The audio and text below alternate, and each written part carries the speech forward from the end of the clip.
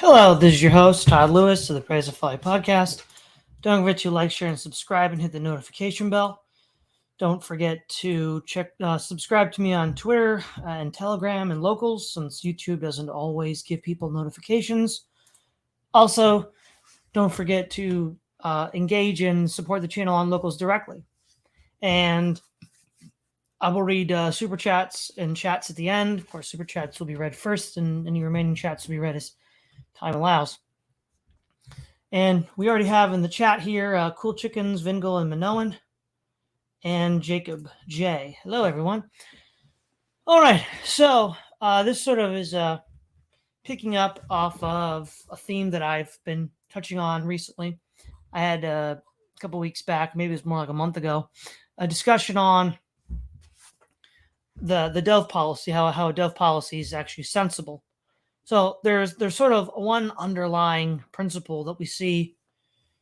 This isn't just with the right in general. I mean, you can see this with normie cons. You can see this with the DR, but you can also see this with like realpolitik. That, well, we might tolerate freedom of thought and so on and so on and so on, but the underlying true reality of the world is, and the world that we live in, is that it's governed by force and violence, and that those are the ultimate forces that really matter. And you're just kind of a chump if you don't do that.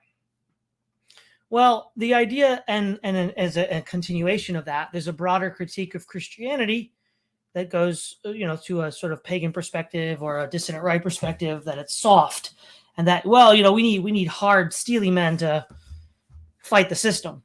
And a lot of times what you'll see like trad cats and Orthodox and certain reform types say, "Oh, we're not soft, we're hard just like you."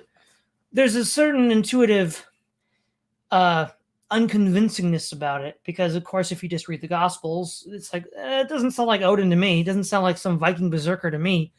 So a lot of those people will just sort of not take it seriously, and I'm not saying they should, but what I'm deciding to do today is saying, well, hold on, I'll accept it and raise you. I'll say that yes, Christianity is soft, but being soft is strength. So to sort of illustrate this, before I go into the details, I'm going to read Kipling's A Pig Song. Rome never looks where she treads, always her heavy hoof falls on our stomachs, our hearts, or our heads, and Rome never heeds when we bawl. Her centuries pass on, that is all, and we gather behind them in hordes, and to plot to conquer the wall with only our tongues for our swords. We are the little folk, we, too little to love or to hate. Leave us alone and you'll see how we can drag down the state. We are the worm in the wood, we are the rot at the root. We are the taint in the blood, we are the thorn in the foot. Mistletoe killing an oak, rats gnawing cables in two, moths making holes in a cloak. Oh, how they must love what they do. Yes, and we little folk too, we are busy as they, working our views out of view. Watch and you'll see it someday. No, indeed, we are not strong, but we know peoples that are. Yes, and we'll guide them along to smash them and destroy you in war. We'll be slaves just the same. Yes, we've always been slaves, but you will die all the same, and we shall dance on your graves. We are the little folk, we. So the interesting thing here that Kipling is getting at is, just because somebody is small and insignificant, as long as they do things patiently, right? Because notice what the appeals to nature, right? Worm in the wood, rot in the root, rats gnawing cables in two, moths making hole in a cloak. These are not things that happen overnight, but over time, if ignored, will destroy. So, right, the cables on a ship that makes the ship unusable. The moth can ruin the clothes, so the clothes aren't usable. And using that same analogy, people that act in analogous fashion can bring down something as large and powerful as a state. Arguably, many on the right would argue that's what the left is doing to the modern state today. Nonetheless, what this does illustrate is the power in that particular effort. Now, for a more detailed addressing this, and also referring back to the title of today's episode, I'm going to talk about, let's see here, the Tao. The Tao Te Ching by Lao Tzu, and this is a translation by Derek Lin. We see references to the soft, and the soft being strong. So this is chapter 36. If one wishes to shrink it, one must first expand it. If one wishes to weaken it, one must first strengthen it. If one wishes to discard it, one must first promote it. If one wishes to seize it, one must first give it. This is called subtle charity. The soft and weak overcomes the tough and strong.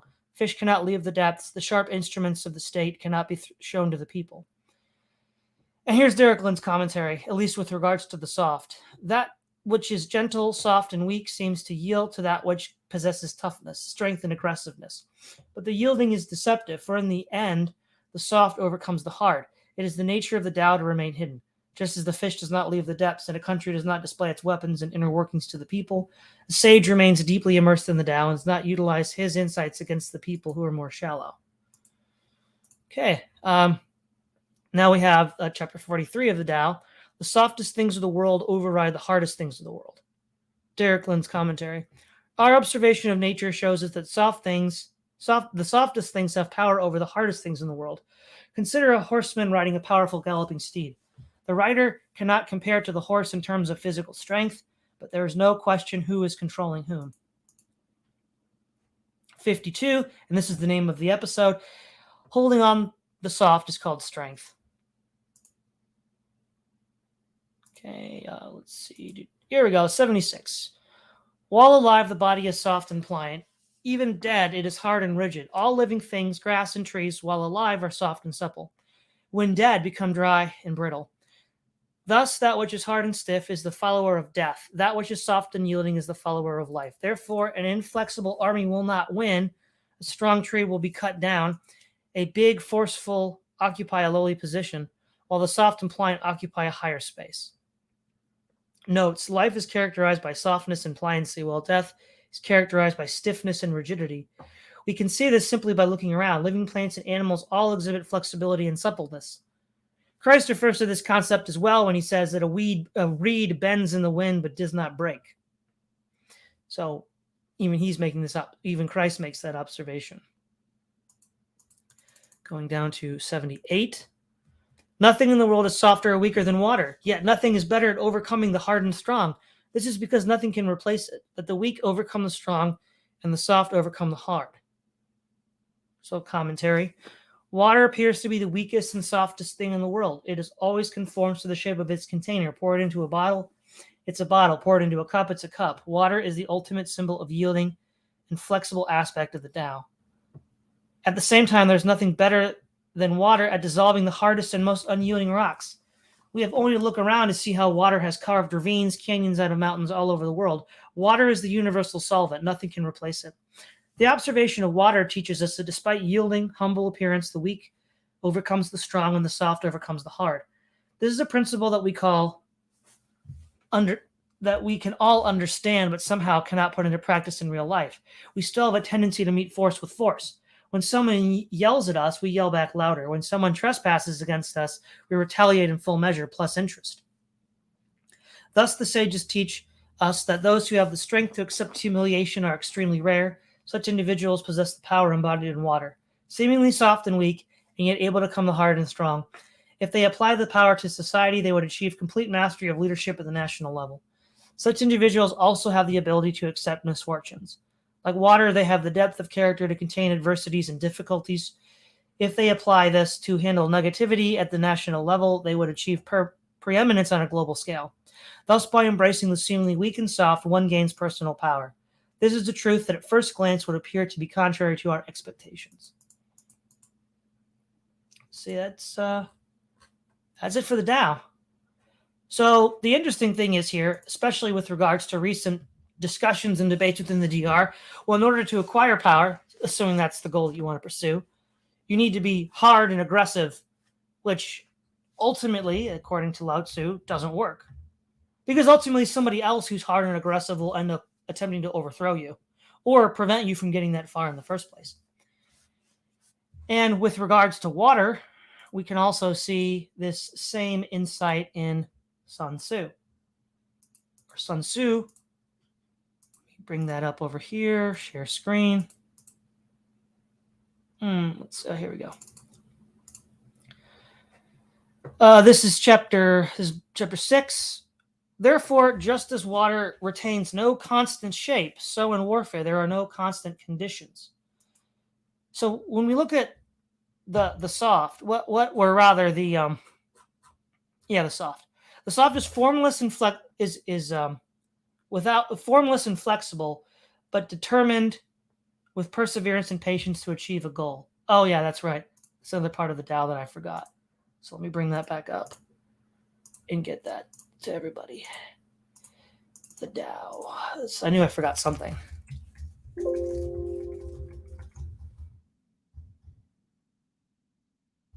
Did that. Let's see.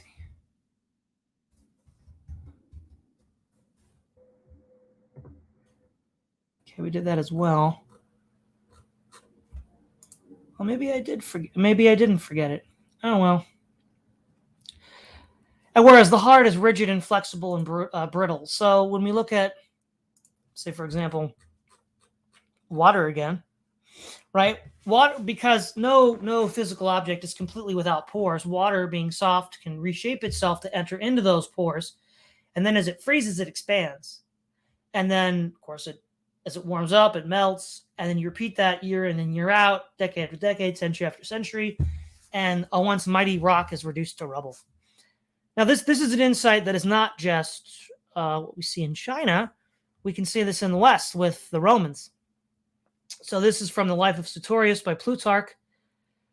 Let's see if I can share a screen for my text so you guys can follow along. Here we go. All right, let's see. We got it. Yeah, we got it. You see, fellow soldiers, that perseverance is more prevailing than violence, and that many things which cannot be overcome when they are together yield themselves up when taken little by little. Assiduity and perseverance are irresistible, and in time overthrow and destroy the greatest powers whatever.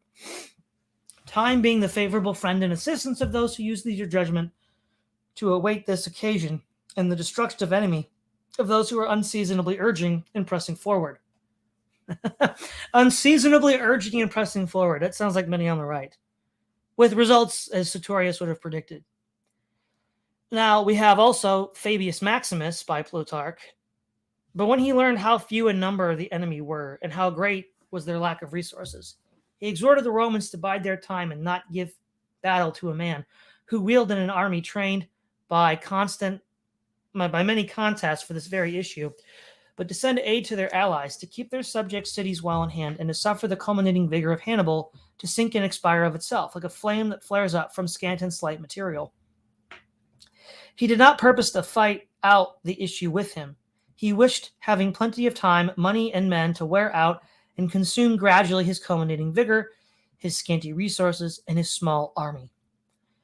And then, by his frequent encounters with Marcellus, whose courses was like that of a swiftly flowing river, Hannibal saw his forces shaken and swept away, while Fabius, whose course was slow, noiseless, and unceasing in its stealthy hostility, they were imperceptibly worn away and consumed. And finally, he was brought to such a pass that he was worn out with fighting Marcellus and afraid of Fabius when not fighting. Now, why is Fabius important? Well, in English socialism, there's this thing called the Fabian Society. Now, I wonder why they chose the name the Fabian Society. Well, it's because they were going to have a gradual process of bit by bit moving away their opposition until they were hegemonic. And it was successful. The left, without firing a shot, achieved total hegemony over the Western world. So what does this show you? Well, what it shows you is that it doesn't work. The idea of, okay, we're just going to, identify those in charge and just take them out. The left didn't do that. The left used this strategy because it can be used both ways. It doesn't have to be used by, quote unquote, the good guys. The bad guys can use it too. And it's extremely effective. Now, in the Bible, we have examples of the same theme. So Proverbs 15:1, a soft answer turneth away wrath, but a harsh word stirs up anger. That's literally what Derek Lynn brought up on his own. We also have the idea of David playing harp to soothe King Saul. We have Isaac, who is long suffering with the Canaanite king Abimelech, but eventually, after having moving from well to well, because Abimelech keeps on taking them, he finally gets a settlement. Now, I saw in the chat earlier that Vingle said, "Well, he'd be using a Norse example." Well, there's one Norse example I know, And that's from Egel's saga. I mentioned Ehrenbjorn in a previous discussion, and there's an incident where Egil was arrested, I think, by the king of Northumbria. Both were proud warriors, and neither one would back down, and both offended the other. And it was probably going to end badly for one or the other had Ehrenbjorn not stepped in, who had cultivated friendships with both. He sort of played, I forget the card he played exactly, but he said something to the effect of the king of Northumbria, that as a friend, he owed him certain favors, and he wants to call in a favor to save Egil. And in so doing, he saves Egil. Whereas if Ehrenbjorn had been as bullheaded as Egil and the king of Northumbria, it would have led to a massacre of everybody. So we see here, Ehrenbjorn is this sort of example of the soft overcoming the hard, even in the Norse sagas. Because, and again, with regards to natural processes and natural forces, they're unstoppable, right? You can of course try to deal with water damage, but at the end of the day, water will always destroy these hard fixed targets. And so the issue is there's two fundamental aspects to this strategy, right? So we're talking about this now no longer in a merely physical sense, but in the sort of struggle within the sort of hearts of men, and then more broadly, you could say the culture war or whatever. Time and perseverance, and then three, a plan, right? You actually have to have a plan in mind. Waiting for nothing is pointless. But if you have a plan and you understand how things work, and so again, to quote Sartorius, let's see. Which cannot be overcome together, yields themselves up when taken little by little. So if you know what you want to remove and replace it with, and you assault it little by little, the reason why you do it in a little sense is that it doesn't notice. It's like below their radar. That's the whole point of the Pick song. But if you do it continually under the radar, all of a sudden the floor falls out from beneath them, and what do you know? We're in the position we are now with a hegemonic left. Now, in one sense, a long march to the institutions in the current age is not feasible, because the left knows that's how they got there, and they will shut the door in front of you. So, but that just means that the already existing structures and systems are not the areas we should be engaging with, because those are not only hard targets, those are targets that are seemingly well aware of what's going on. So, but there's other ways. I mean, there's much more indirect ways that we could do this.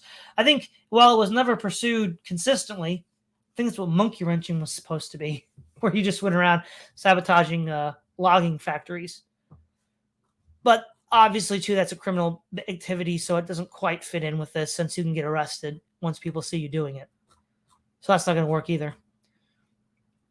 But also, how does this help us understand the world as a whole? How does this truth that the soft overcomes the hard help us understand things?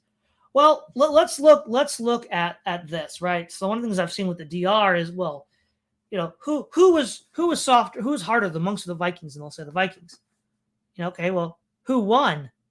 The monks. Then you ask them, who's the toughest? They say the Vikings. They're like, bro, the Vikings lost. That's the thing. The Vikings lost. And that's what they just can't understand. And then this could be, any number of things, right? Why is it that, modern authoritarian right-wing political movements have failed all across the world in the face of this? Well, a direct assault on this isn't going to work. And it didn't.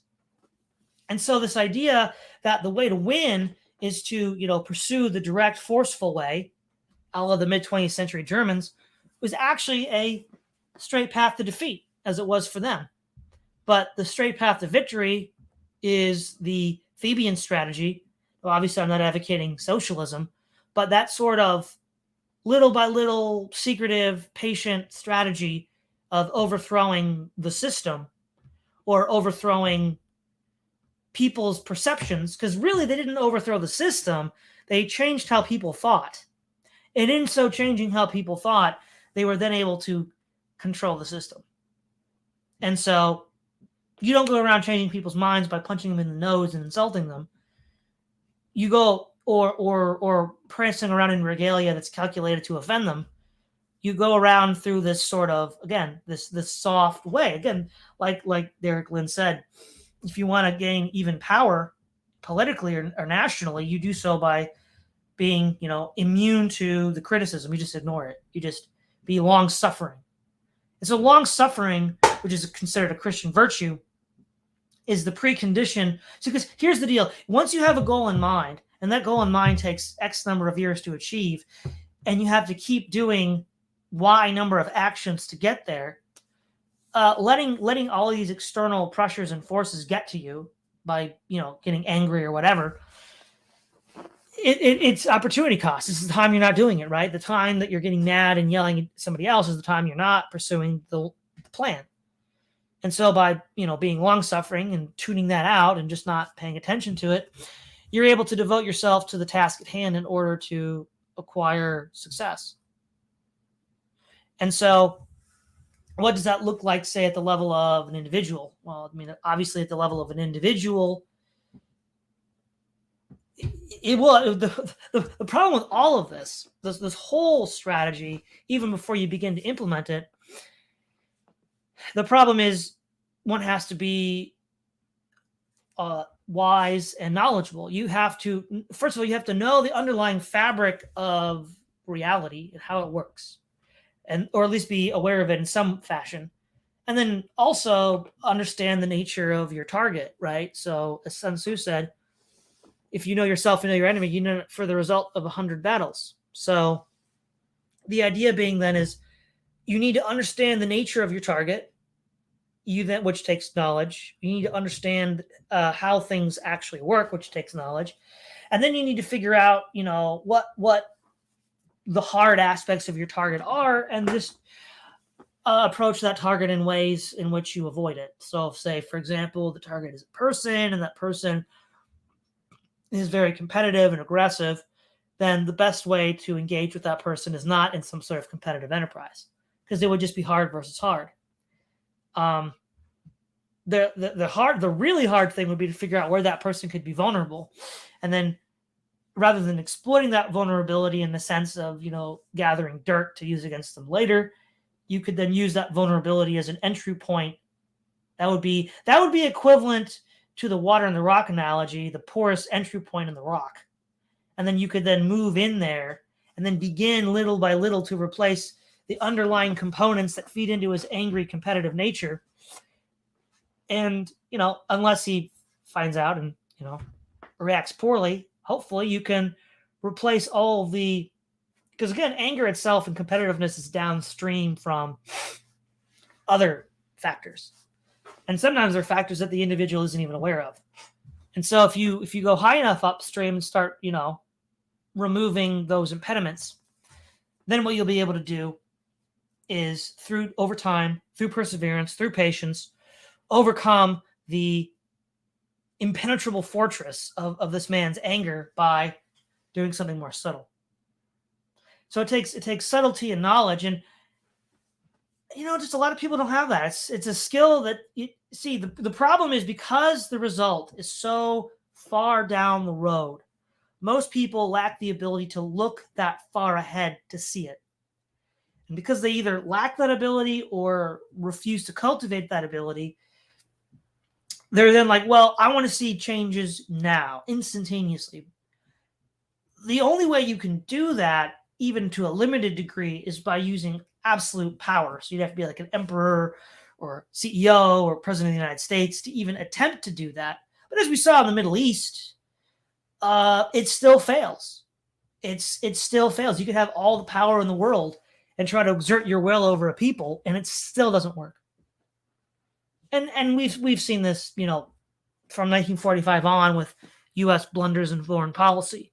So I would argue that the historical record, far from proving the point that, oh well, all you have to do is just beat someone on the head and it's all over. That's the sensible way. That's the quote unquote perennial thing to do is bollocks. The perennial thing to do is be soft and patient and wise. You'll find similar teachings with Buddhism. You'll find, of course, I mentioned the Chinese master Lao Tzu. You'll find it in Christianity, and you even find it with the Romans. So, ultimately, that's where this is. Also, Isaac Asimov in the Foundation trilogy seems to imply this as well. One of his characters from the Encyclopedia chapter, Salver Hardin, says that violence is the last refuge of the incompetent. That's led people to have interesting discussions. But it seems to be the case that what Isaac Asimov, because if you read the rest of the book, he then shows you all these protagonists that use foresight to avoid a direct confrontation to achieve a desired result. So having that foresight, that sixth sense, that ability to see beyond where anybody else can see, and then using that to outflank the hard position in order to achieve a desired goal with negligible or zero losses is the goal. And Sun Tzu says it's the goal. It's just really hard. So the real question that needs to be asked is not, is that something that can be achieved? It can be. It's just very rare because it's hard. But why are there no formal institutions that encourage people to develop those skills, or informal institutions?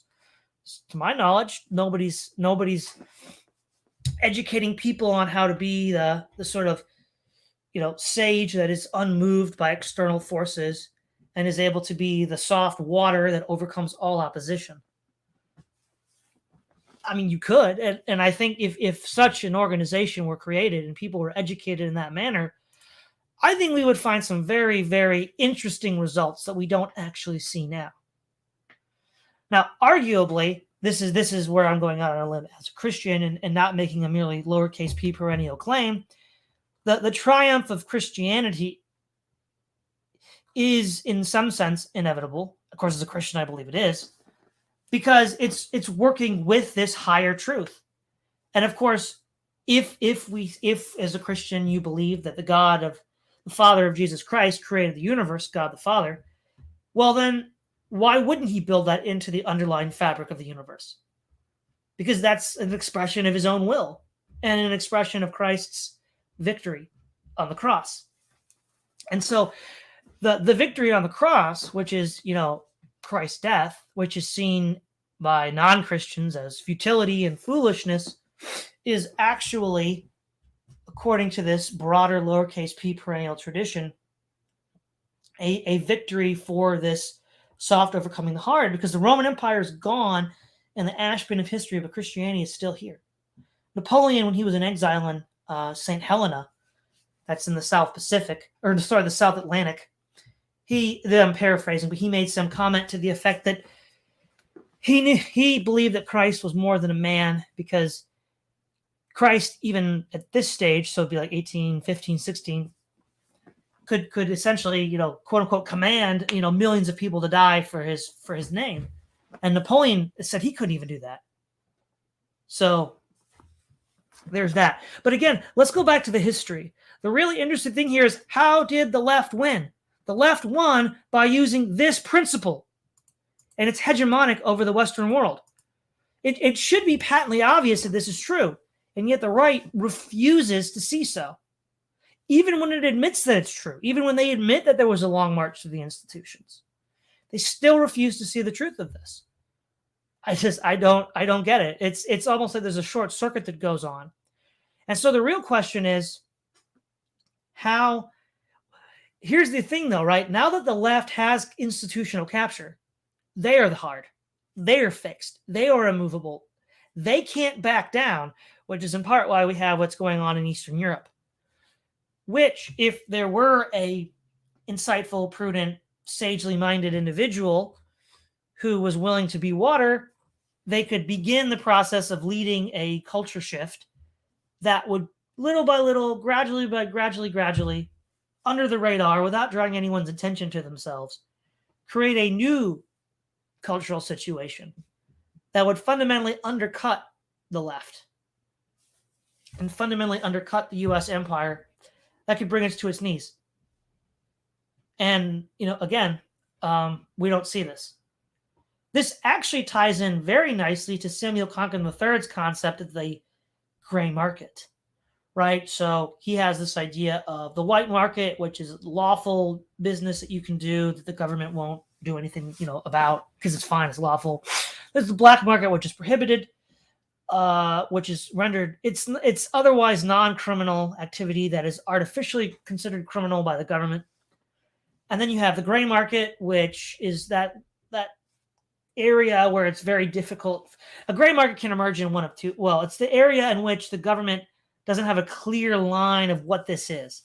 And a gray market can develop in one of two ways. It can develop because it's a new technology or a new practice or a new cultural shift that they don't know how to deal with yet. It's happening, but there's no regulatory understanding of it.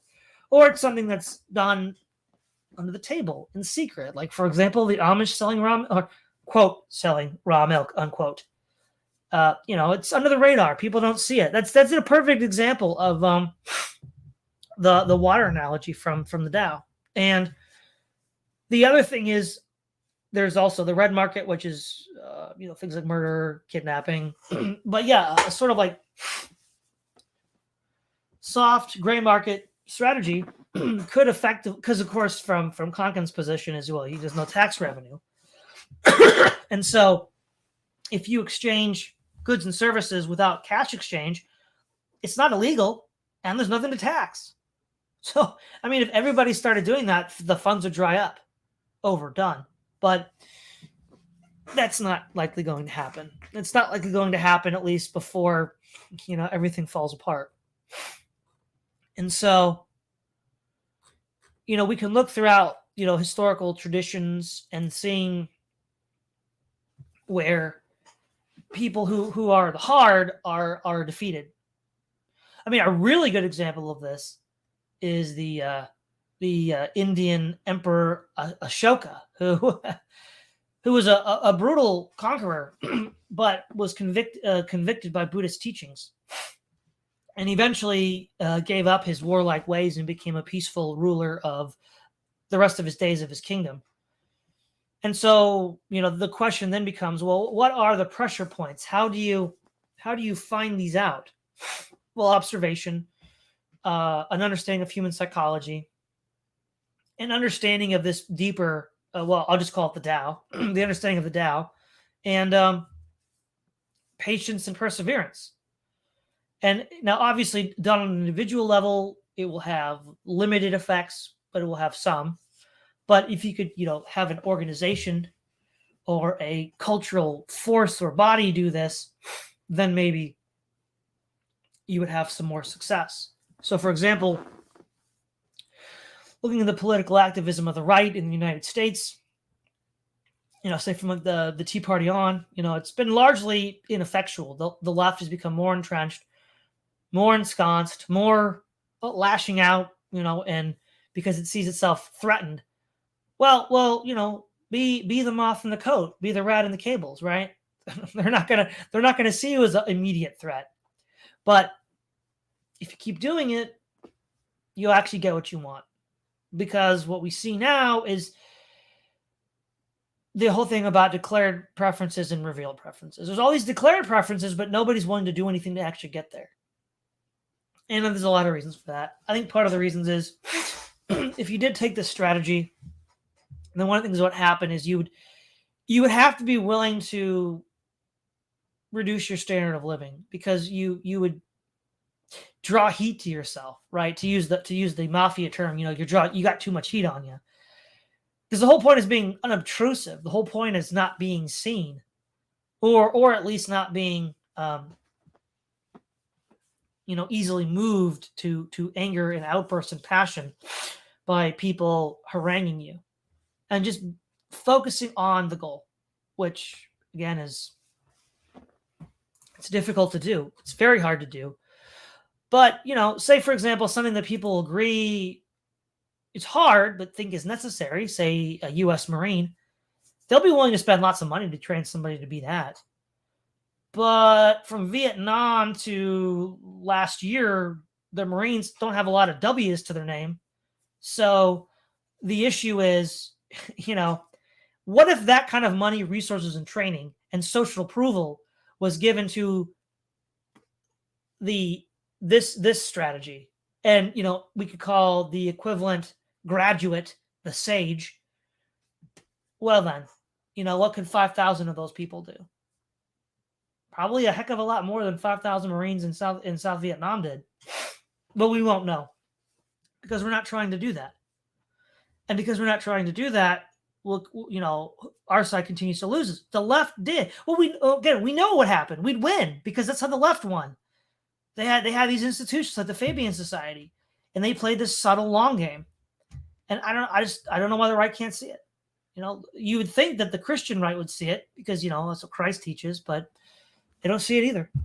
And it reminds me of the poem, the gods render mad those whom they wish to destroy. These are the Olympian gods.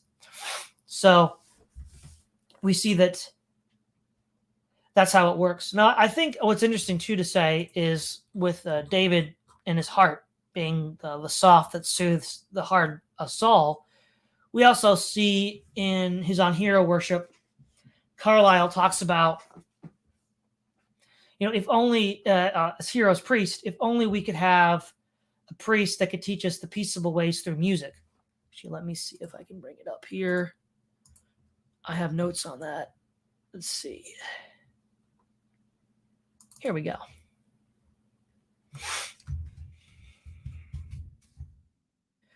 Yeah. Doubtless it were finer could we go along in a way of music, be tamed and taught by our poets, and the rude creatures were by their Orpheus of old, or failing the rhythmic musical way, how good were it we could get so much as into an equitable way. I mean, if peaceable priests reforming from day to day would always suffice us. But that is not so. Even this latter has not yet been realized.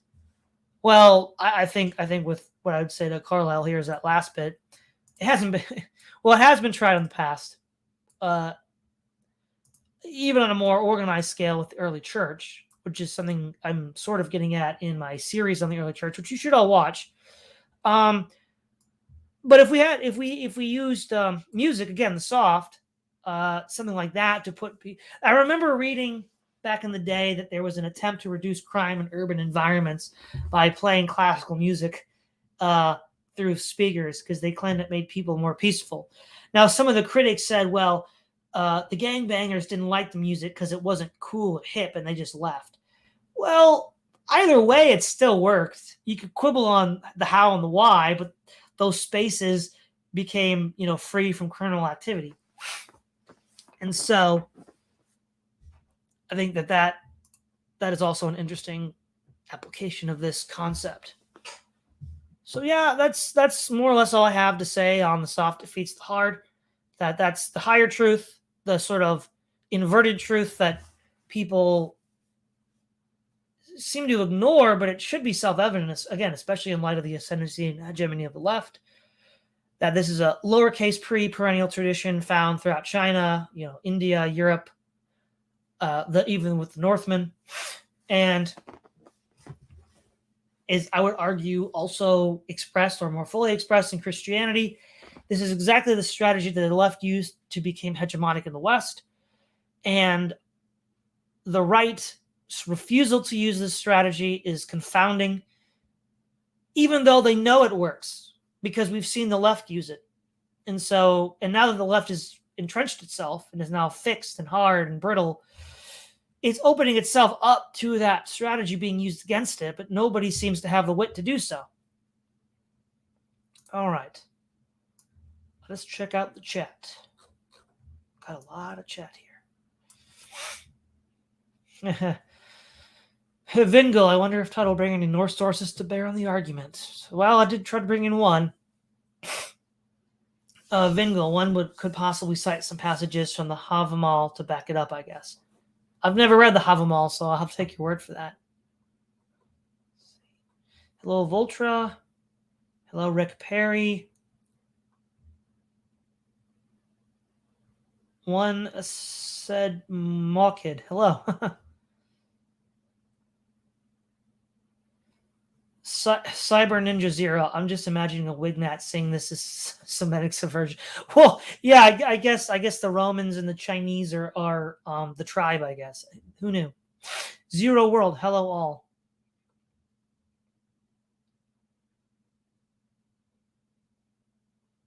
Youth in Asia, barely late.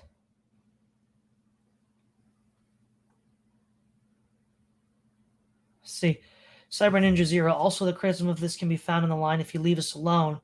If I were an ancient Roman, how would that not be an invitation to attempt to exterminate? Well, the thing is, because they're so small and insignificant, Rome still has a fixed amount of resources. Rome still has to fight the Germans. Rome still has to fight the Persians. Rome still has to maintain internal security. Do they really have the resources to devote to somebody like that? And the answer is no.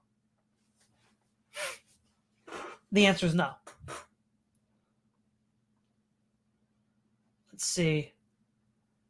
Vulpus Persona. Howdy, y'all boys.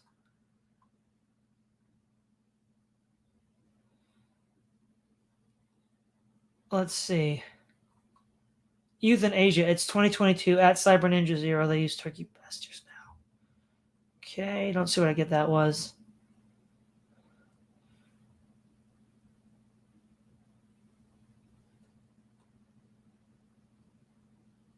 Vulpes Persona. Water jet cut through granite. Yeah. Okay, let's see.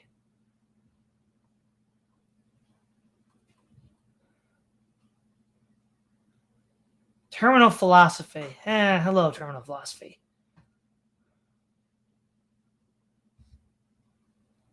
M. Much like Steve Urkel eventually. Oh, that's something else. Okay. Oh, eventually wore down Laura Winslow. Where are you down, baby? I don't know the example you're talking about, but maybe.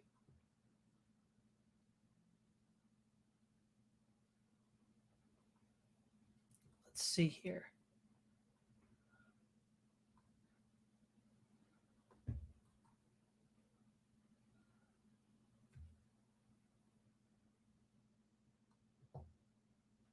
This beautiful weakness, D.F. Lewis. Okay.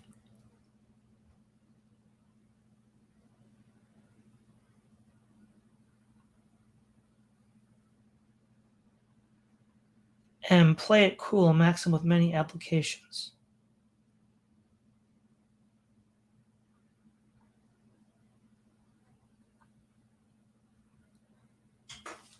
M. The Romans and the Persians, by their standards of the times, are relatively lenient towards conquered provinces. Depends on the province, but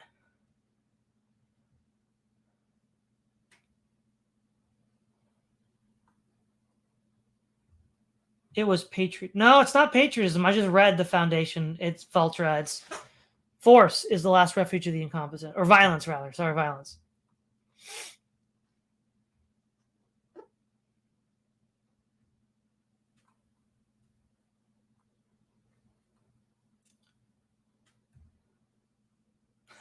Youth in Asia. The simulation has no need of sages.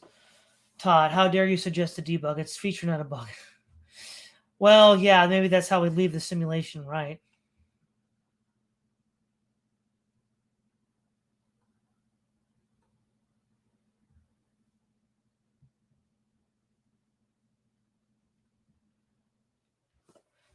Let's see here.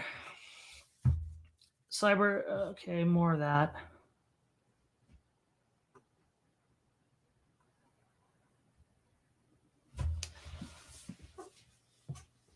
Do.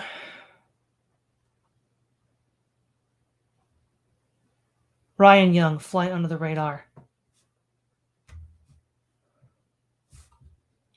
Let's see. Ryan Young, I think you'd understand the need for violent potential. Obviously, you cannot rely on that alone.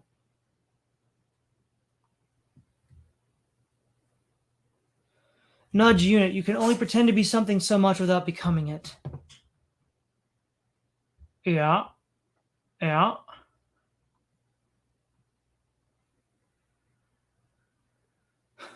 Ryan Young, ceding the territory of the sage is clearly a horrible strategy. Yes. Ryan Young, I'm late. Is your strategy a quiet march in the institutions? No.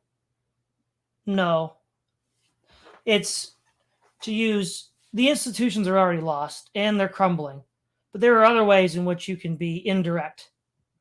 I haven't really formulated any way to do that, but we'll keep going. Nathan C.J. Hood. Is violence the heart ever justified in defensive situations? Think of the men of Minas Tirith defending their city from Mordor, which will enslave them all if they don't fight. Well, Nathan C.J. Hood, I think that question is best left to our episode that we are going to do, I think, on the 28th with the Lord of the Rings and the idea of resignation and Tom Bombadil. So I think it's best to save it for that. Let's see here.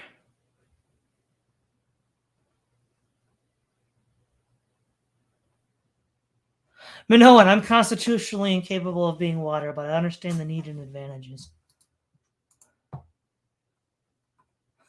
There you go, Bruce Lee, Vingle. Be water, my friend. Let's see.